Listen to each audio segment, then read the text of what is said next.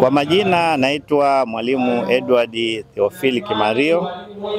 Ni mwalimu mkongwe.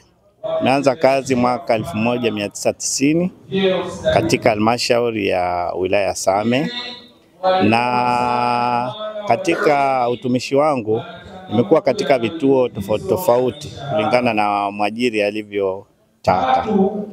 Lakini kwa siku ya leo nishukuru Mungu kwamba kilio cha walimu cha muda mrefu kwa ajili ya kutatuliwa changamoto zao imesikika kupitia hii kliniki ya Samia ambayo imedhaminiwa na chama cha walimu. Kwa kweli nipende kutoa shukrani zangu za dhati kwa chama cha walimu Tanzania kwa kuona hili kwa uzito wake na kuchukua hatua stahiki kwa ajili ya kufanya ufuatiliaji, kwa sababu ni muda mrefu kwa kweli. Kwa mfano, mimi nimepata daraja 2012, lakini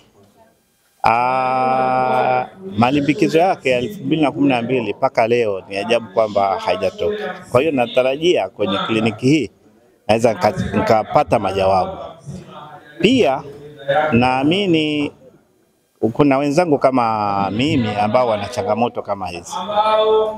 Vile vile kutokana na kujiendeleza kwa walimu kumekuwa na shida kwenye mtiririko wa upandishwaji wa vyeo. Hususan naambiwa kwamba kutokana na ulipokuwa masomoni unatakiwa usubiri, lakini unapokuja kuomba sasa kubadilishwa muundo inakuwa kirefu. Nichukue mfano mimi kabla sijaenda kwa wengine, maana tuko tofauti. Nimejiendeleza 2014 nikaomba muundo 2014, lakini mpaka 2021 ndio nakuja kubadilishwa muundo. Lakini naamini sasa kupitia kliniki hii, kwa kweli nimshukuru sana Rais kwa kukubali chama cha walimu kidhamini kliniki hii ili kuja na majawabu, kwa sababu ni kilio cha muda mrefu. Kwa hiyo matarajio yangu makubwa, kliniki hii inaweza kuwa ni suluhisho la matatizo yetu si walimu, hasa walimu wa wilaya Same, na kwa bahati nzuri leo tuko na wilaya Mwanga. Inawezekana kabisa ikawa matatizo yetu yamepata mwarobaini wa kuyanasua.